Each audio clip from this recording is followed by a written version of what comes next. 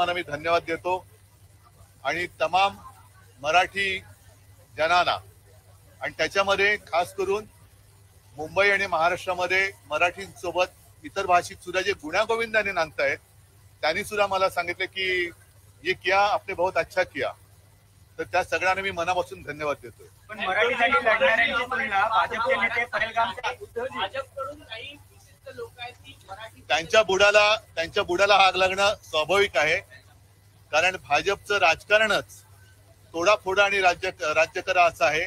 लोकांच्या घरांच्या होळ्या पेटवायच्या आणि त्याच्यावरती आपल्या राजकारणाच्या पोळ्या भाजायचा हाच भाजपचा धंदा हा आता संपलेला आहे. त्याच्यामुळे त्यांच्या बुडाला आग लागणं हे मी समजू शकतो. मराठी भाषा अस्मितेपुरता मर्यादित राहणार आहे की यापुढे राजकीय युतीसाठी तुमच्याकडून शेवटी महाराष्ट्रामध्ये मराठी ही राज्यभाषा आहेच. त्याच्यामुळे त्या भाषेसाठी जे जे करण्याची गरज लागेल महाराष्ट्रासाठी ते आम्ही करू. सबको मैं बात करूंगा लेकिन इनका पूरा नहीं. नहीं, पहले हिंदी में उनको समझनी चाहिए ना बात, इसलिए मैंने लक्कड़ बग्गा म्हणजे तरस, लक्कड़ बग्गा म्हणजे तरस. आता भेड़िया म्हणजे पण तुम्हाला काय माहितीये, तर ऐसे कुछ लोग हैं जो यहाँ हम खुशी खुशी सब रह रहे हैं, उनके बीच में आग लगाने की कोशिश कर रहे हैं. उनको मैं कहता हूँ कि आप कुछ भी कहें, आपको कोई यहाँ पहचानता नहीं तो आप अपना काम समझिए. तर असे जे कोणी जे आहेत त्यांचं म्हणजे मी खरं म्हणजे मी लक्कड बग्गा बोललो, त्या लक्कड बग्गाची मी माफी मागतो, कारण ते त्याही लायकीचे नाहीयेत ही लोक. त्यांचं ताड्या घालणं हा उद्योगच आहे आणि इकडे येऊन त्यांनी बघावं की आमचा कोणत्याही भाषेला विरोध नाही, पण भाषेच्या सक्तीला विरोध आहे. त्याच्यामुळे तुम्ही उगाच भाषिक वाद इकडे करू नका. आमच्याकडे सगळे आनंदाने राहत आहेत.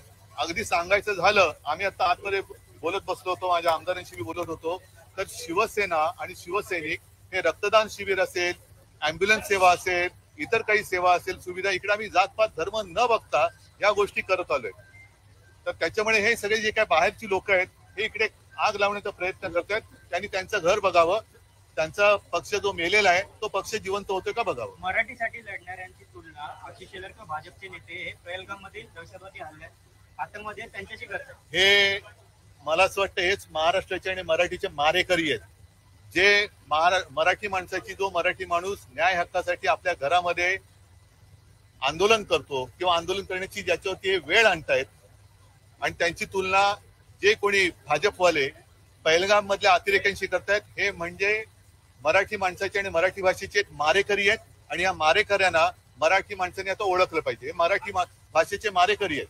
आणि मग जर का त्यांनी विषय काढलाच असेल तर पहलगामच्या अतिरेकी भाजपामध्ये गेले का हे त्यांनी सांगावं. मिळत कसे नाहीत हे पहलगाम मधले अतिरेकी? गेले कुठे? ज्याने आमच्यावरती आरोप केला त्यांच्या घरामध्ये राहतात का? गेले कुठे? लाज वाटली पाहिजे की एक तर तुम्ही हिंदू नाही वाचू शकत नाही आणि मराठी माणसांवरती अन्याय करणाऱ्यांची तुम्ही बाजू घेता. हे असे कर्मदरिद्री लोक आपल्या महाराष्ट्रामध्ये दुर्दैवाने राज्यकर्ते आहेत, याची लाज वाटते. त्यांचं म्हणणं आहे की त्यांनी मराठी विजयोत्सवात जी बातमी झाली त्याला रडगाणं जुदाली असं म्हणतात. नाही, मी त्यांची मानसिकता समजू शकतो, कारण मूळ भाजप हा मेलेला आहे.